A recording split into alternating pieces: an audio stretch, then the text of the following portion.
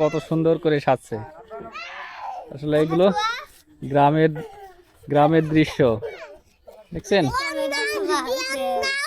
হ্যাঁ হ্যাঁ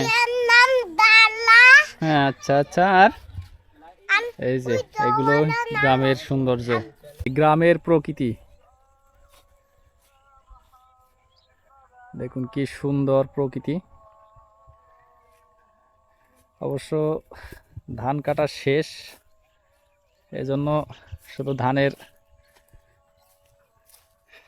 গোজ যেটা হচ্ছে অবশিষ্ট থাকে সেটি পড়ে আছে। আর এখন সরিষা, আসলে সরিষা খুব বেশি নাই, যার কারণে দেখানো যাচ্ছে না। এই যে অল্প সরিষা, আর এই পাশে একটা পেঁয়াজ, যেটি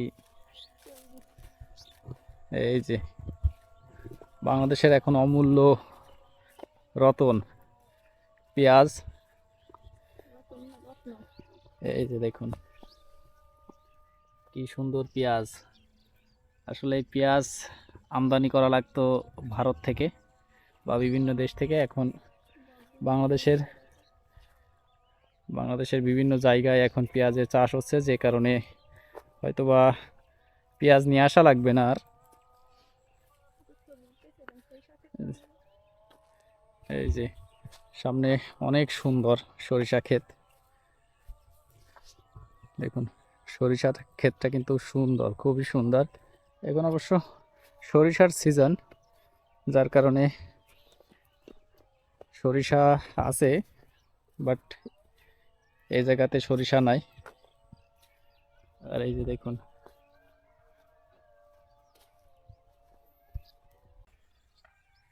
গ্রামের প্রকৃতি। আসলে শহরের সঙ্গে কোনো কিছু গ্রামকে কখনো মেলানো যাবে না। গ্রাম আর শহর দুই রকমই। গ্রামের এই যে আপনি এরকম প্রান্তিক মাঠ, বিল, ঘাট সব কিছু পাবেন, সরিষা ক্ষেত, ফসলের সুগন্ধ, একটা স্মেল আপনি পাবেন, কিন্তু শহরে এটা পাবেন না। শহরে হয়তো বা আপনি বিশাল বিশাল বিল্ডিং, বিশাল অট্টালিকা দেখতে পাবেন, কিন্তু গ্রামের এই নির্মল বাতাস, স্নিগ্ধ বাতাস আর এই প্রকৃতি আপনি গ্রাম ছাড়া শহরে কখনোই পাবেন না। যার কারণে মানুষ একটু স্বস্তি নেওয়ার জন্যই গ্রামে আসে। দেখুন আমার চারপাশে কিন্তু বিশাল বিল। আর এখন অবশ্য খুব বেশি ফসল নাই মাঠে, সরিষা, মসুর, কালাই এইগুলোই আছে। আর দেখুন চারপাশটা, হ্যাঁ এখানে কি আছে, পিকনিক। এই যে দেখুন 16ই ডিসেম্বরের পিকনিক আজকে না। আসো আসো আসো, এই যে দেখুন 16ই ডিসেম্বরের পিকনিকের সাজগোজ দেখুন ভাই।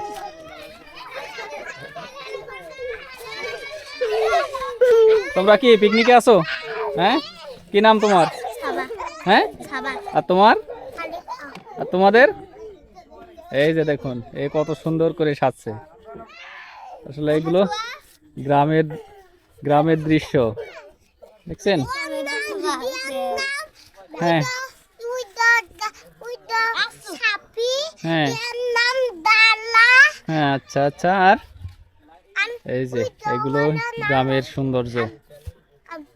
হ্যাঁ তাই, ঠিক আছে থাকো সবাই। হ্যাঁ হ্যাঁ।